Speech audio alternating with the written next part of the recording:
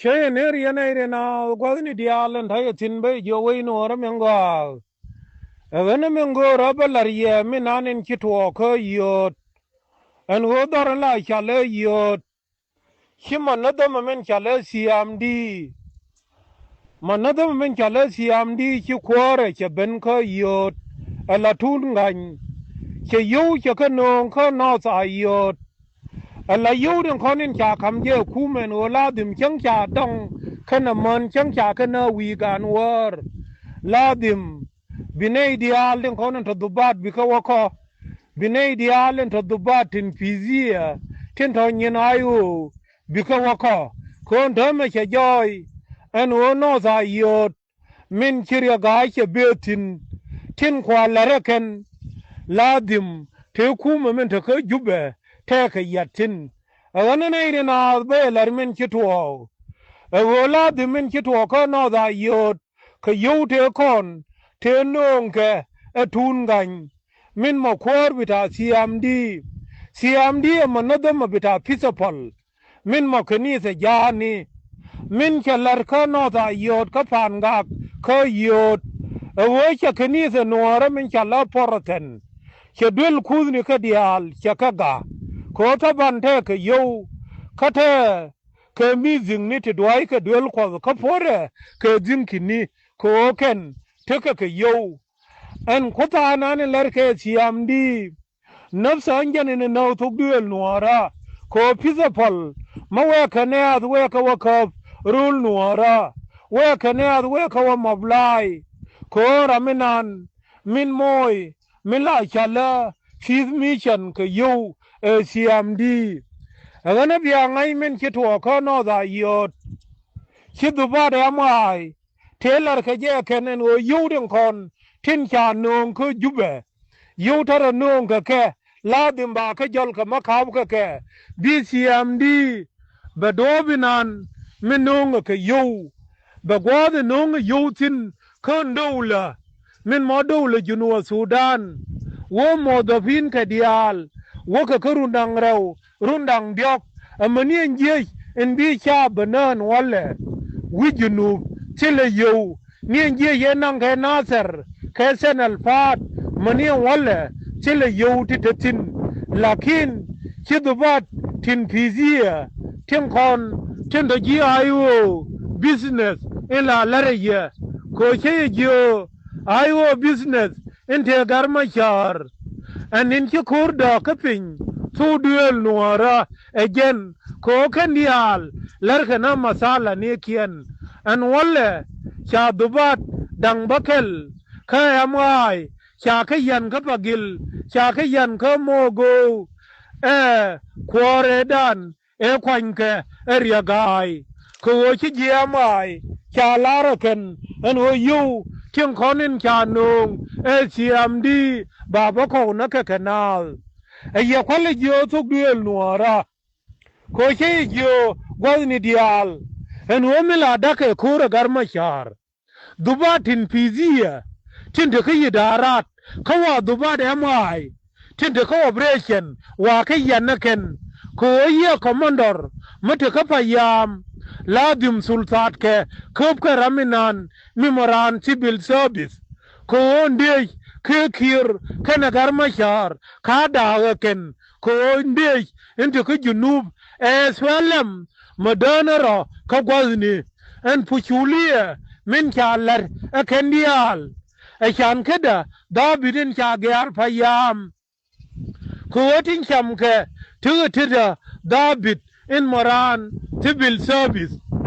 enjen sababinan min yen dubat isak barat kapayam ni bitanos ayot agana biya ngaiba maniyan kurinan in chamoy talimat wali bita ali nil dor la chala ulang wojo ke je en wo ulang nyur riam yalle ti chawa bakel baro ke izbo karien yal kel nyure ke alif dollar agana biya ngai en wo ayo garama char min lana tijariya me chinde baindor chinaire tolgorodien yo chaka baindor jamin chawo yen ko jube gul yuni kien kana doblam ana to bien ma chala nuar mungu daiwo tijariya an wo kwe operation kwe yalar dawo kur kwanya mafazin antama mafaz bita panjak an interwai tudane lere na tijariya riyan ya lidial tin konin nyur gwalni tinte UN tin makere yanyal kere yu tinte yu nyure de makere ka yorpin kede gien en korma engen kor en gorka e ayu garma char riyaga me minogat no dong chodor chigad joydor chiela dien ana nairenal chara gal ko biangai mila chala ayu business min te ka garma char biangai en otile mabelar tu duel nuara ko changedan meche wala tiwadu shirin meche ka kalago chwe dubati kor wiye genang diok chwe ka nang ka civil service chukur chwe doping en wale chenyo ka melereje kan dubadial tin kwa dubadi amai le yanaken wongai ka rodien en woken ka dubat ka ayu meanwhile chaka bi wujyo adubat tin kingur lada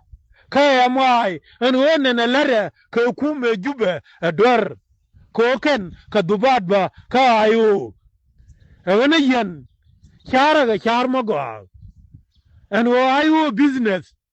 ladim ba kon dial na ko ken dial lare na tijariya an na cha kon nang kurun dang wol ngwan aken eman ladien yu radial de dolgo ko tunja ka jalawni te de ko non de ni ka ni kun ken ka ke kya lare nan din ler kariya dan alla to du luara chiwi char ayara me amoy ka deployment char no bero ko be kwen ka mandam die engen dam dien kan dial bagat ke nang Nairobi egana yen royin chalar e fanandan nama jok en wo mi lunjaw del gora kiyira basalamo ka ayo business chai ja ka mofas la baba ku ne jin siko ti ko nei re kon te gang ko wei egana biya wurma yale tun gan biya ngai en wo kini de min chala pisa fol church min no nuore ka jonglei min no nuore ka nazar min ladim cha keniza min te ko jube cha teze salpakir ka yuti nen $1,000,000 ka biya wayen tuk de nuara a kenyas ka ko e salpa hil tuk de ma chala nuar chana rew de bilong ko jika dial tin kawe muassasat shaka ko gwazni kien dial egana nuar biangada no nei dialen konen koke ka jiar ka shabiye ko shanga yaken en wo muassasat dial wi kenyine swelem tika kanisa ajin wado ka swelem lakin run mo gar ginu mo go mo ben mo shaka ko Rwanda me shu kanes ti kor wi gen bakel ti ka ga ti pastori ti gen badak wi ngwan ti ka kum ti nei di gen dang baro raidien ti ka kum ke idam ko ken cha jerem cha ka lareken cheng elar ke genasai rumba kene idealiri nakagad junub eken charodien moy ke muassasat ti gol tega ka dawni Jesus ka ken ka dubadi sakbarat ka salfakir animba belere ken amino chaptin masakin en CMD in more Christian mission development hil kenise kel min yoke yo tiladim belerga kaneas hangana biangay roy larke borobdan ka Kenya en hoko na pirkin majana bishara goal and woman no the me Jesus me le no tijariya che system e mo cultural che bat ngane yen charne go and wolia nung ke je tu duel nuara ka dupti ngwan ngane ne rina biang ngaden wo kon ma chana karara bikan ka tegdan ka goidan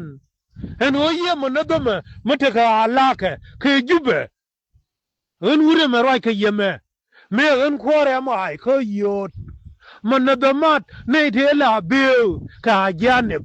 tila gar yor mu de wo jube che de lun ko yot ko ni ne tanador ke jon gereng